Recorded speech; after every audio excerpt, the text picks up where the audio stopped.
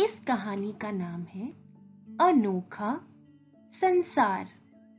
इस कहानी को लिखा है मंजू गुप्ता ने और इसके चित्र बनाए हैं अजंता ने।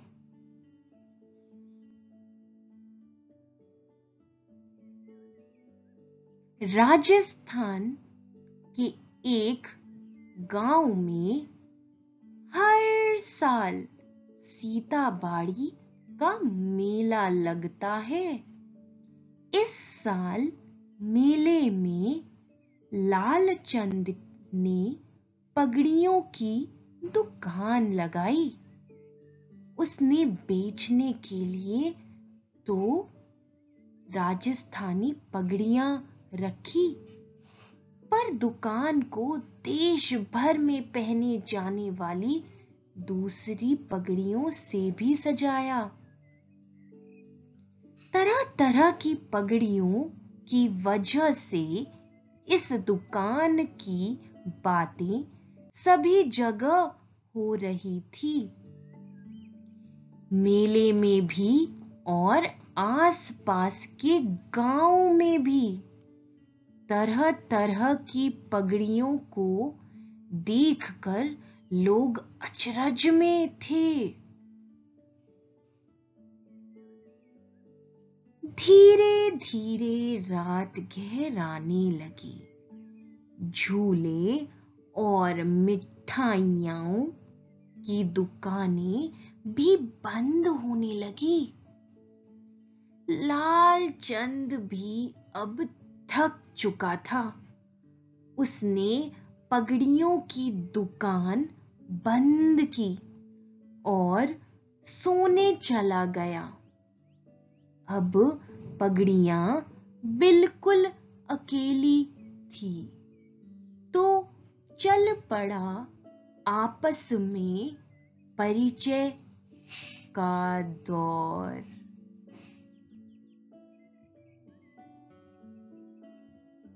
राजस्थानी पगड़ी ने कहा, रंगों से भरी मैं फर उड़ी मैं, राजाओं की आन रही हूँ और सभी की शान रही हूँ। पंजाब की पगड़ी ने नाचते गाते हुए कहा, बल्ले बल्ले सरदार की पगड़ी मतवाली, भंगड़ा मेरे बिना है खाली। अब सबसे अलग दिख रही सुंदर सजीली पगड़ी की बारी थी। उसने कहा, मैं हूं दूल्हे की पगड़ी, मुझे न समझो अगली पगली।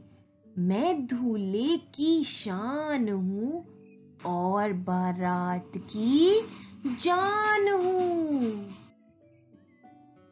9 हाथ मेरी लंबाई, खेती हरों की शान बढ़ाई। पहने मुझे देश भर के किसान, बढ़ा देती हूँ सबकी शान। सभी पगड़ियां उसकी लंबाई देखकर आंखें फाड़ फाड़ कर उसे देखती रह गई।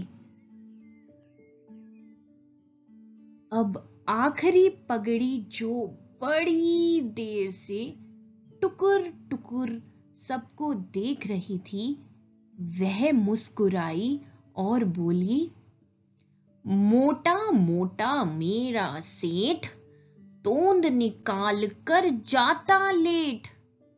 पहचाने हैं मुझे सभी, मैं हूं मारवाड़ी की पगड़ी।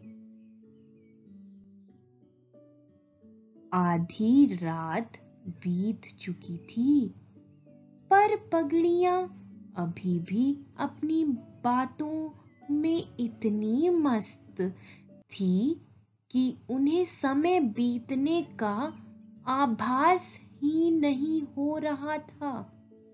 पूरा मेला सो चुका था, पर पगड़ियों की दुकान से बत्तियाने की आवाजें अभी भी आ रही थी। सुबह हो गई। लालचंद सोकर उठा और दुकान का पर्दा हटा दिया।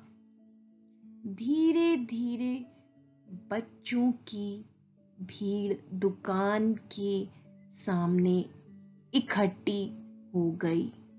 लालचंद, पगड़ियां और बच्चे सभी बहुत खुश थे।